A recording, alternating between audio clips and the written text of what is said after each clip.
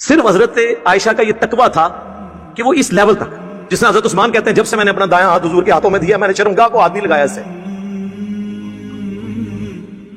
آپ کوئی کہے گا ان کو کہ کبھی ضرورت پڑ جاتی ہے، انہوں نے اپنے اوپر یہ لازم کر لیا تھا کہ یہ ہاتھ اب اپنی شرمگاہ کی طرف بھی نہیں اٹھے گا، چاہے جائے کہ میں اس کو کسی غیر کی طرف اٹھاؤں، کیونکہ حضور کے ہاتھوں میں ہاتھ دیا۔